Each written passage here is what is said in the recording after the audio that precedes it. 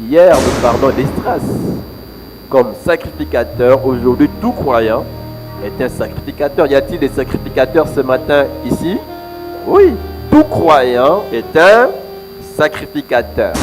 Esdras donc nourrissait son âme, mais nourrissait aussi les autres.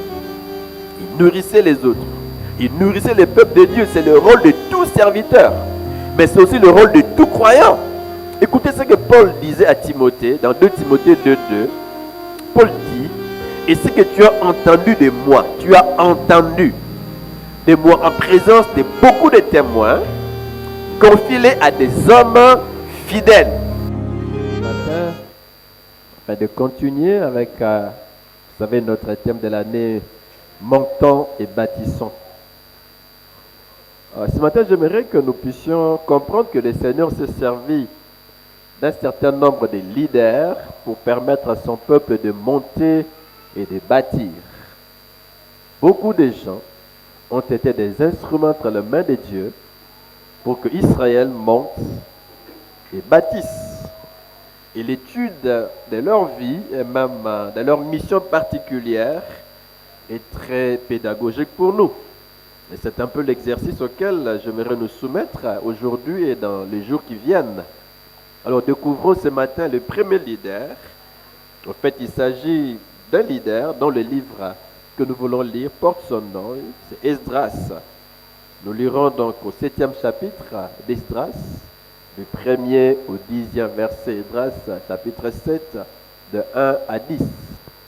Après ces choses, sous les règnes d'Artaxerxès, roi des Perses, vint Esdras, fils de Séréja, fils d'Azaria, fils de Ilkija, fils de Shaloum, fils de Tsadok, fils d'Achitoub, fils d'Amaria, fils d'Azaria, fils de Merajot, fils de Zaraja, fils d'Uzi, fils de Buki, fils d'Abishua, fils de Phiné, fils d'Éléazar, fils d'Aaron, le souverain sacrificateur. Verset 6. Cet Esdras vint de Babylone. C'était un scribe versé dans la loi de Moïse, donnée par l'Éternel et Dieu d'Israël. Et comme la main de l'Éternel, son Dieu, était sur lui, le roi lui accorda tout ce qu'il avait demandé. Plusieurs des enfants d'Israël, des sacrificateurs, des lévites, des chantres, des portiers et des Néthiniens vinrent aussi à Jérusalem la 7e année du roi Artaxerxès. Esdras arriva à Jérusalem au 5e mois de la 7e année du roi. Il était parti de Babylone les premiers jours du 1er mois et il arriva à Jérusalem les premiers jours du 5e mois, la bonne main de son Dieu étant sur lui. Verset 10. Car cet Esdras avait appliqué son cœur à étudier et à mettre en pratique la loi de l'Éternel et enseigner au milieu d'Israël les lois et les ordonnances. Amen. La vie d'Esdras. Esdras est un personnage auquel est habitué tout lecteur de la Bible. Et les textes que nous venons de lire mettent en exergue sa vie et sa mission. Posons-nous cette question. Que pouvons-nous retenir d'après ces textes de la vie d'Esdras? Eh bien, plusieurs éléments, dont les 6 suivants. Le premier élément que nous pouvons retenir de la vie d'Esdras, c'est sa généalogie. Ces textes parlent de la généalogie. Ça fait parler de la généalogie, c'est faire allusion à la liste des aïeux ou des ancêtres d'une personne ou d'une famille. La liste des aïeux, la liste de ses ancêtres. Et chez les Israélites, la généalogie était très importante, car le droit de succession à la dignité royale, à la sacrificature aaronique, c'est-à-dire pour être souverain sacrificateur, même pour que l'on vous reconnaisse comme sacrificateur, donc tout dépendait de la généalogie. La généalogie était très importante. Je disais que le droit à la succession le droit à la sacrificature, le droit à la tête d'une tribu, d'un clan, d'une famille ou d'une maison patriarcale en dépendait.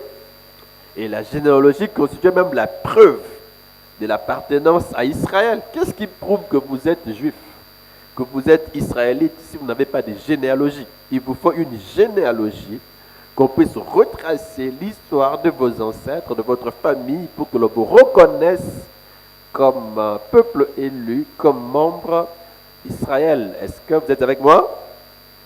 Et au verset 5, l'auteur fait remonter l'origine d'Esdras à Aaron. Vous l'avez lu, n'est-ce pas? À Aaron, les premiers souverains sacrificateurs d'Israël. Nous savons que Aaron et sa postérité ont été choisis par Dieu pour exercer la sacrificature. Il n'y avait que Aaron et sa famille, n'est-ce pas, qui pouvaient exercer la sacrificature. Et l'on peut remonter l'origine d'Esdras à Aaron. Ça signifie quoi? L'auteur veut juste relever le fait qu'Esdras est par naissance un sacrificateur, par naissance. C'est un vrai sacrificateur, un pur juif, un vrai juif, un sacrificateur légitime.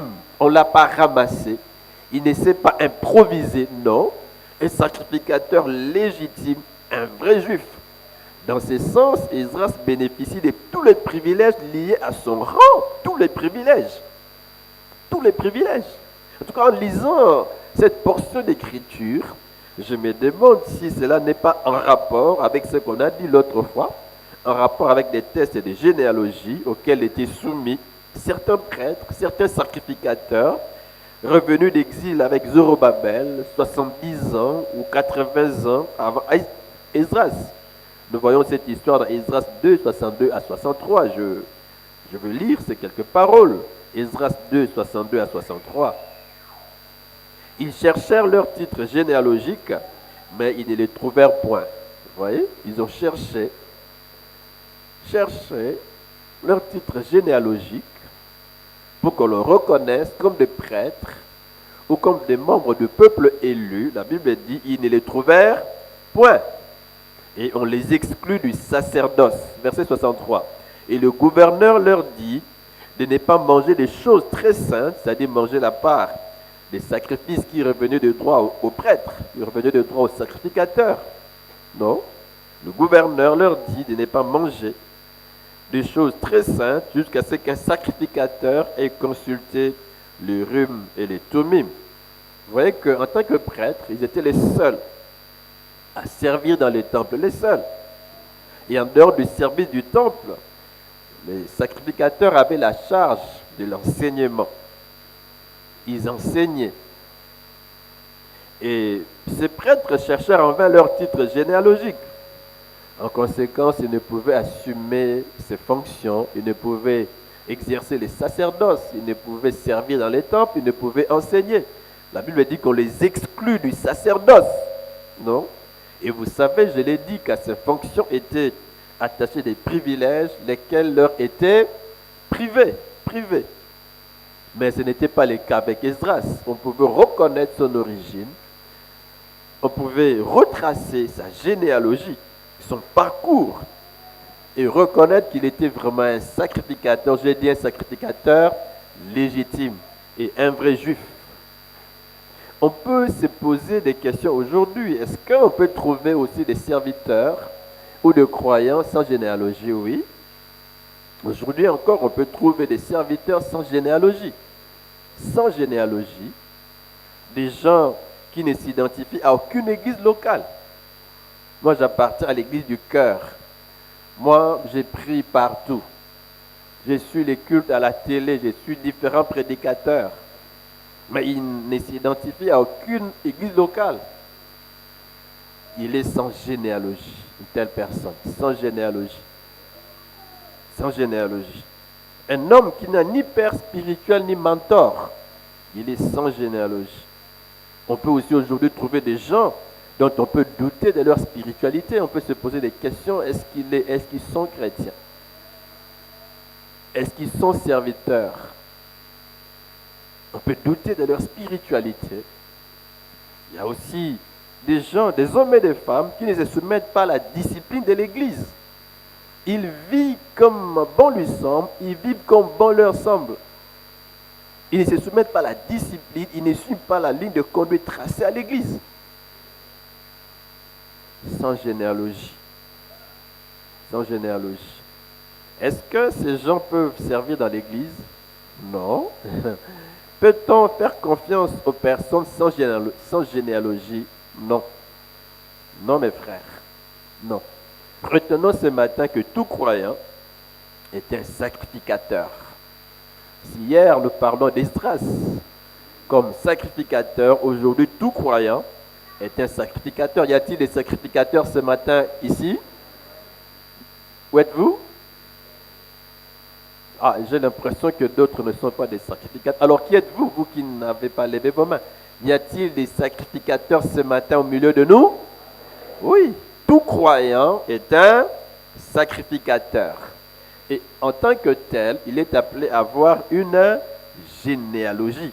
Je dis qu'il doit s'identifier à une église locale, être membre d'une église.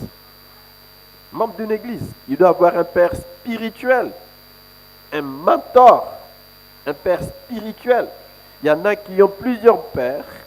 Il est ici, il est là-bas, il prie ici. Quand il a un problème, il va vers un autre, vers tel prophète, vers tel serviteur, tel apôtre. Finalement, il est partout.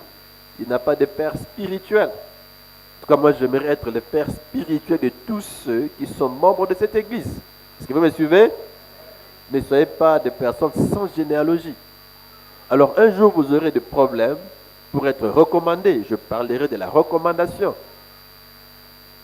Il faut avoir un père spirituel, être discipliné. Et l'on ne doit pas douter de votre spiritualité. Amen. Amen. Et en tant que sacrificateur, le croyant doit jouer son rôle.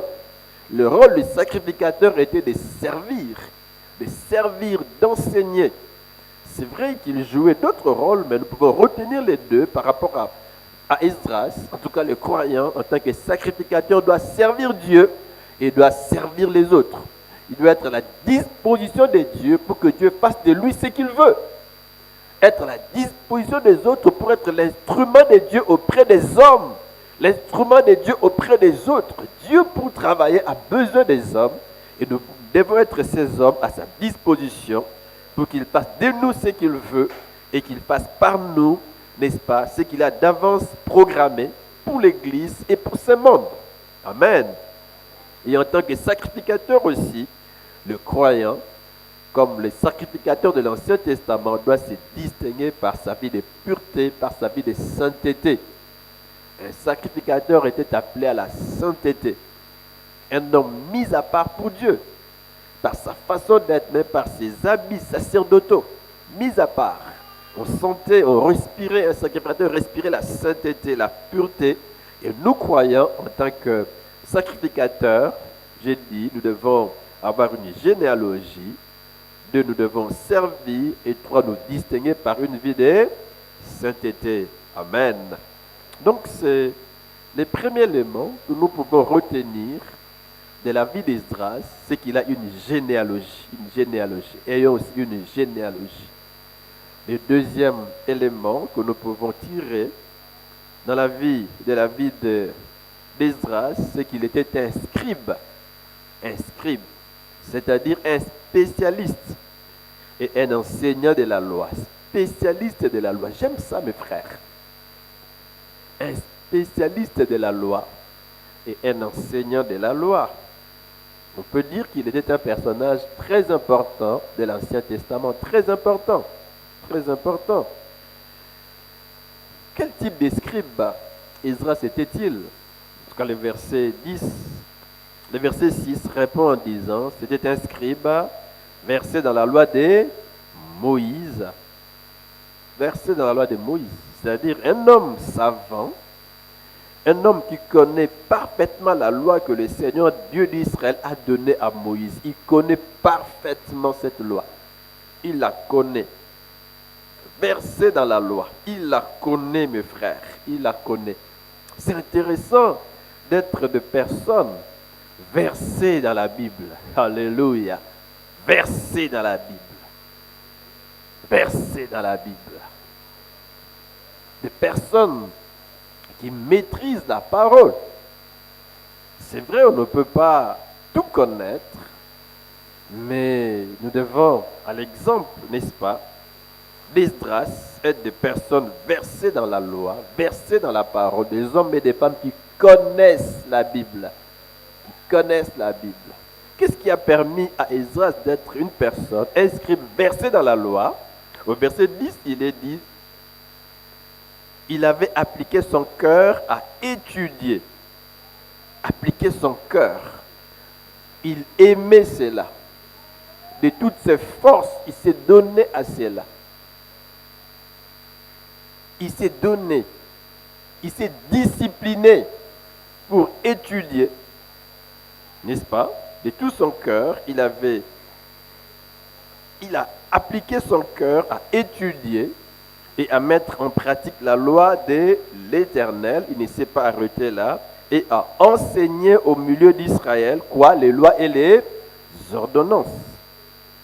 On peut relever dans sa vie 3 exercices ou 3 attitudes à l'égard de la loi de Dieu, n'est-ce pas? Au verset 10, le premier exercice, c'est qu'il étudiait la loi de Dieu.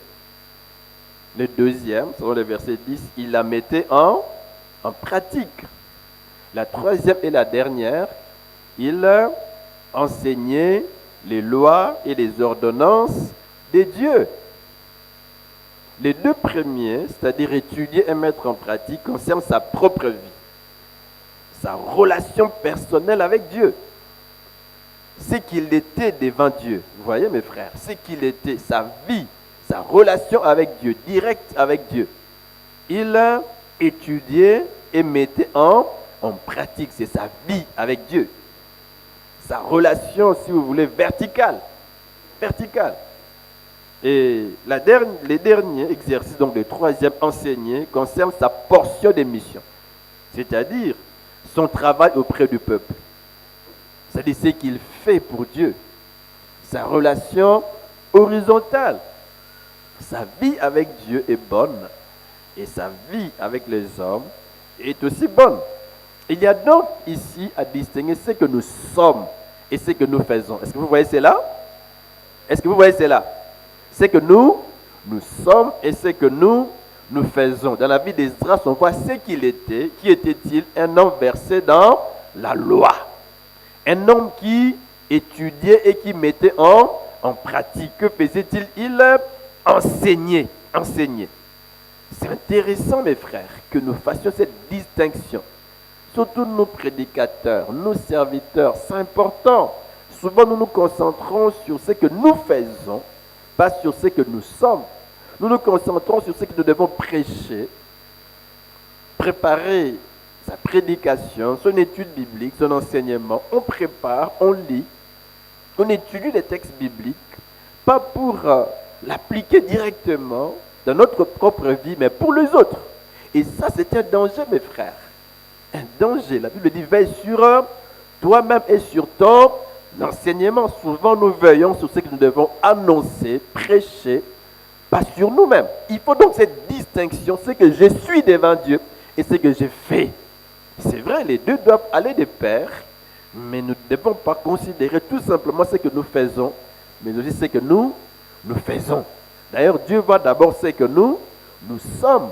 On le dit ici, que lorsque Jésus a choisi ses disciples, il les a choisis d'abord pour être avec eux avant de les envoyer. Ah, vous voyez, être d'abord avec eux, pour qu'ils soient enseignés, pour que leur vie change, pour qu'ils le reçoivent, qu'ils se nourrissent de la parole, que leur caractère change, avant de pouvoir être des instruments entre les mains de Dieu. Et c'est aussi important que nous veillions sur ces 2 éléments, c'est que nous sommes devant Dieu, que nos vies changent, que notre relation avec Dieu soit bonne, avant que nous ne puissions être des instruments entre les mains de Dieu.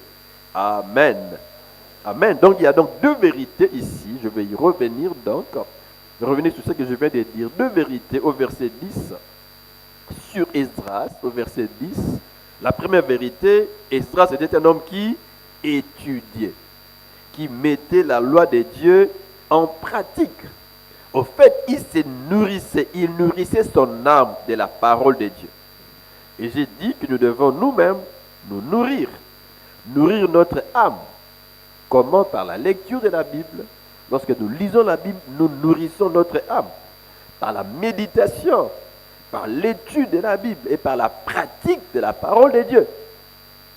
Lorsque nous faisons cela, eh bien, nous nourrissons notre âme. Et malheureusement, dans l'Église, on trouve des gens, des membres moins attachés à la parole de Dieu, moins attachés à ses exercices.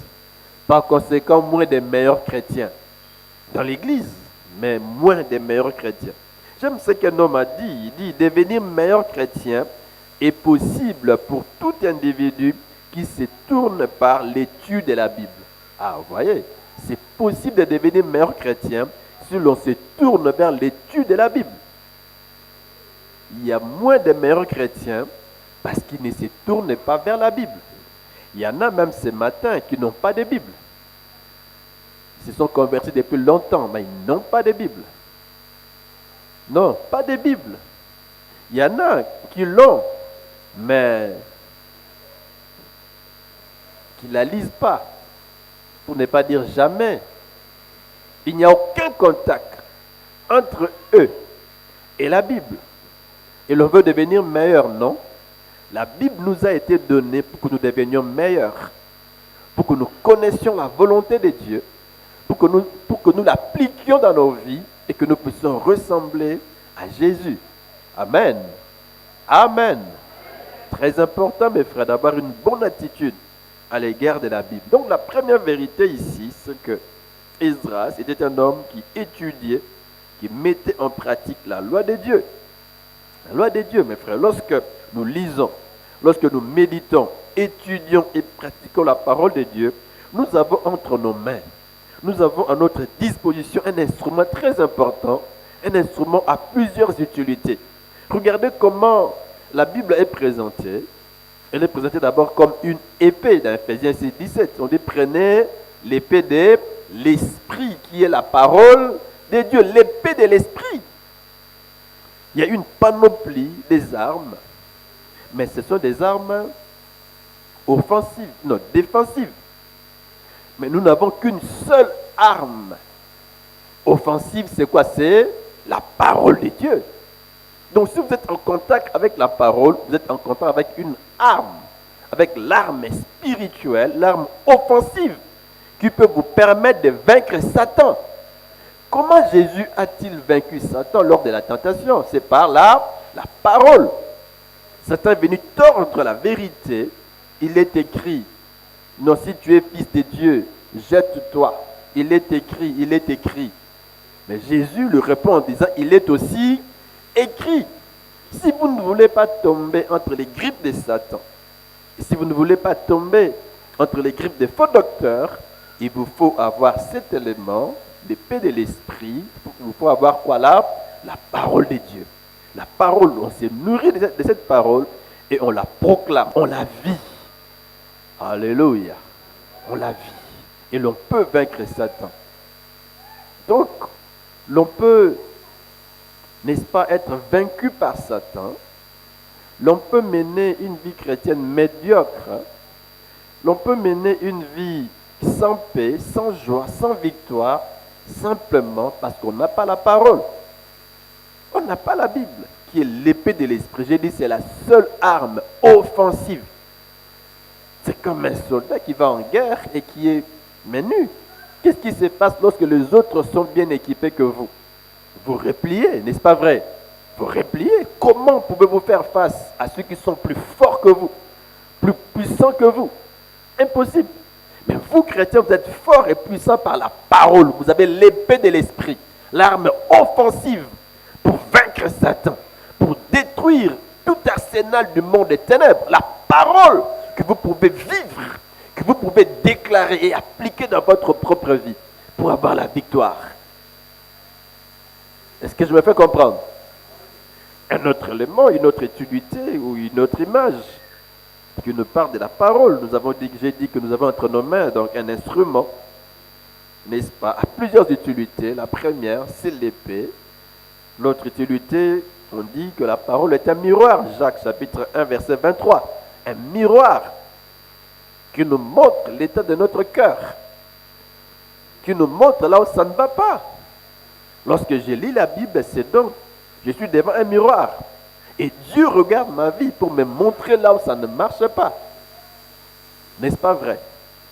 Là où je n'ai pas bien appliqué tel produit, tel autre, surtout les femmes qui aiment souvent se murer pour voir si ça marchait, est-ce que je me suis bien maquillée.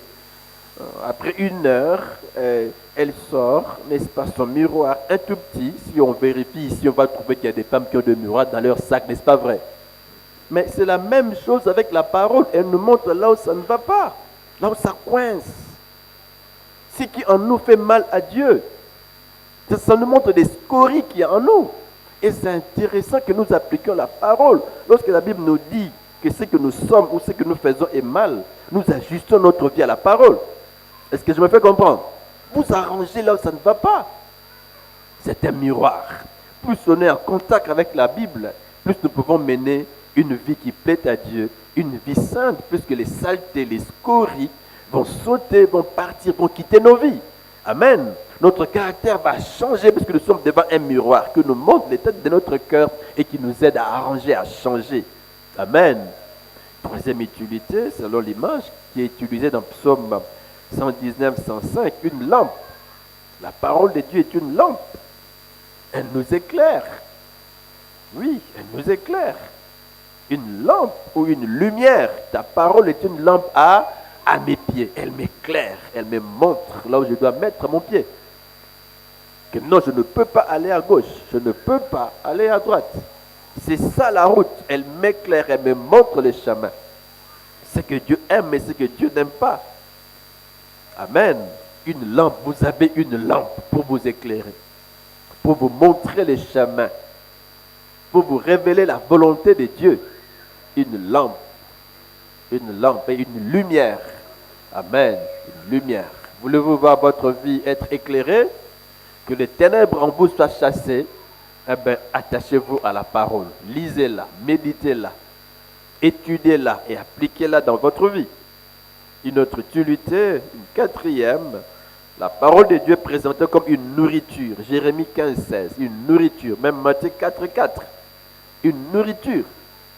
L'homme ne vit pas seulement des pains, mais de toute parole qui sort de la bouche de qui? De Dieu. La parole, c'est une nourriture pour notre âme. Elle nous rend spirituellement forts, en bonne santé. Forts. Plusieurs souffrent des carences diététiques et ne mangent pas bien. On peut être physiquement fort comme ce matin. Fort. On s'est dit en bonne santé, mais bonne santé physique. Mais l'homme n'est pas que ce qui est physique, l'homme aussi est spirituel. L'homme n'est pas que l'extérieur, mais l'homme est aussi intérieur. L'intérieur doit être fort. Donc on peut être physiquement fort, extérieurement fort, mais intérieurement faible parce qu'on ne mange pas bien. On ne mange pas bien. Vous savez qu'il y a des gens qui ne supportent pas rester affamés pendant longtemps. S'il arrive à midi, on dit en lingala à tebi, fané, hein? À lembi. Il n'a plus de carburant, manquer d'énergie, manquer de force. Spirituellement, c'est aussi vrai. Beaucoup sont faibles, faibles spirituellement, faibles, sales spirituellement. Ils souffrent de carences diététiques, ils souffrent de kwashiorkor. Ils sont spirituellement maigres, parce qu'ils ne se nourrissent pas de la parole. C'est une réalité, mes frères. Je répète, on peut être physiquement fort, mais spirituellement faible. Quel est l'élément de base aussi pour éviter cette maladie, la Covid? C'est qu'il faut avoir un pH fort, n'est-ce pas? N'est-ce pas vrai? Oh, est-ce que je me fais comprendre? Est-ce que j'ai raison? Il faut avoir un pH élevé, fort. Comment? Par un certain nombre de nourritures qu'il faut manger. Mais sur le plan spirituel, c'est aussi vrai. On peut avoir un pH faible. Peut-être que la COVID spirituelle vous a déjà touché, hein, parce que vous avez un pH faible. Des potentiels hydrogène faibles. Ah, certainement ce matin, il y en a en tout cas qui souffrent de kwashiorkor, des carences diététiques, qui ont un pH spirituel faible. Ce sont ceux qui ne se nourrissent pas de la parole. Ils ne lisent pas la Bible. Ils ne la méditent pas. Ils ne l'étudient pas. Et ils ne la pratiquent pas. Je suis fort. Oui, plus que vainqueur, on peut chanter ces cantiques. Mais souvent c'est faux. On n'est pas fort spirituellement. On est faible. C'est pour cela qu'on tombe. Et j'ai dit, c'est pour cela qu'on a des faux chrétiens. Des faux. Des chrétiens d'apparence. Qu'on te laisse dans un milieu où tu es seul. Seul. Où l'on ne te connaît pas. Qu'on te laisse. Si ce que tu as été avant ne va pas ressusciter. L'amour que tu avais pour la bière ne va-t-il pas renaître? L'inclinaison que tu avais autrefois vers les sexes opposés. Toi qui ne te maîtrisais pas hier. Si on te laisse dans un milieu où l'on ne te connaît pas. Exposé. N'allez pas tomber. On est faible, mes frères. Si on ne lit pas la parole. Si on ne la médite pas. Si on ne l'étudie pas. Si on ne la pratique pas. Esdras, un homme qui appliquait son cœur à lire, à méditer, à étudier la parole et qui la pratique. Qui la pratique. Très important. Très important. Très important. La deuxième vérité, au verset 10, la première, donc, il se nourrissait de la parole, il l'appliquait.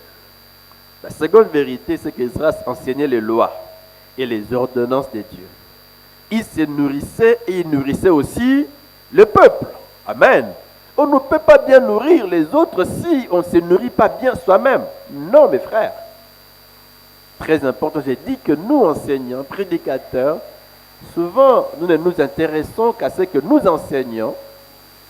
Nous nourrissons les autres, mais nous n'aimons pas nous nourrir.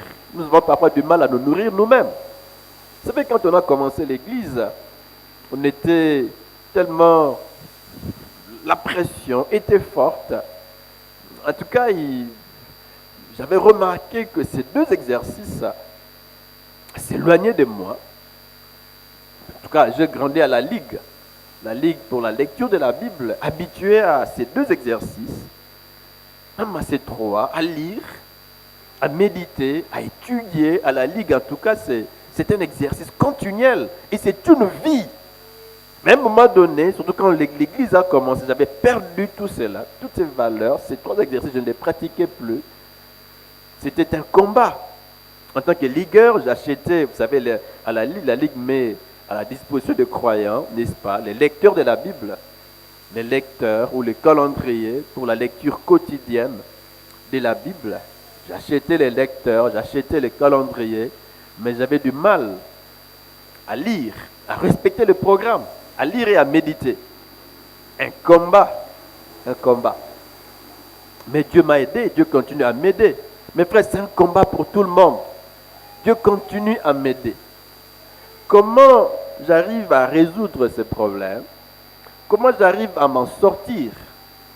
Eh bien, mes frères, c'est simple. En fait, pour moi, on peut, je ne sais pas comment vous allez considérer cela, mais je me suis imposé une discipline. Chacun doit fournir des efforts pour lire la Bible, pour méditer et pour l'étudier. Je me fais comprendre. Est-ce que je me fais comprendre? Un pasteur n'est pas un chrétien, un super chrétien. Il est comme nous. Lui aussi est appelé à nourrir son âme.